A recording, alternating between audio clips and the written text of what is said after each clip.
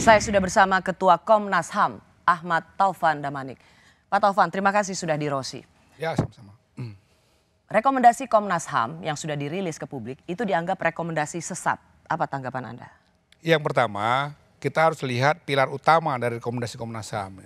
Pilar utamanya adalah bahwa telah terjadi extrajudicial killing. Baik, itu salah satu rekomendasi. Bukan salah satu, itu justru yang pertama. Salah satu konstruksi hukum yang ditemukan oleh Komnas HAM. Dan kemudian obstruction of justice. Maka dalam bahasa yang sederhana saya selalu katakan, ini kejahatan yang sempurna. Oke. Itu mengikat apa yang sudah dirumuskan juga oleh penyidik 340. Gitu. Baik, kalau begitu saya ingin masuk kepada apa yang disebut dengan rekomendasi sesat. Rekomendasi sesat adalah ketika Komnas HAM dalam rilisnya mengatakan adanya pelecehan seksual. Ada dugaan kuat. Ada dugaan kuat pelecehan seksual. Apa urusannya sama Komnas HAM? Kalau kita baca Undang-Undang TPKS ya, di situ jelas dalam pasal 89 kalau nggak salah ya.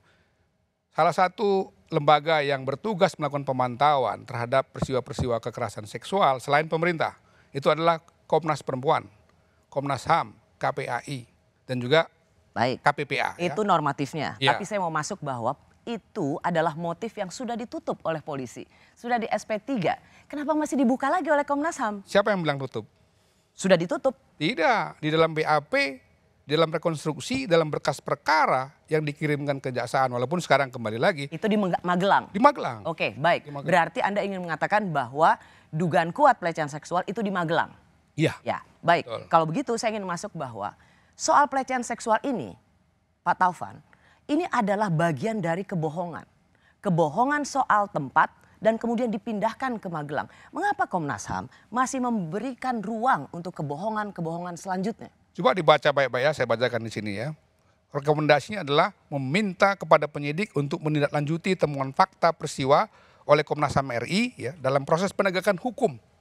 Dan memastikan proses tersebut berjalan imparsial, bebas intervensi, transparan, akuntabel, dan berbasis saintifik. Baik, saya akan tambahkan lagi Pak Ketua. Kesimpulan dan rekomendasi. Saya mau masuk kesimpulan.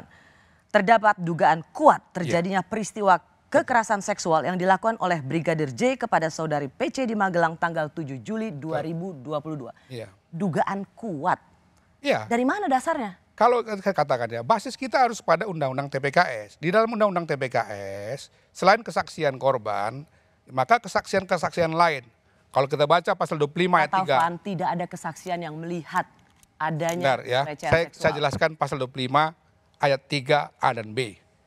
Kesaksian-kesaksian yang bahkan bukan berdasarkan melihat sendiri, menyaksikan sendiri atau mendengar sendiri, tetapi kesaksiannya dianggap berhubungan dengan peristiwa tersebut, itu bisa dianggap mendukung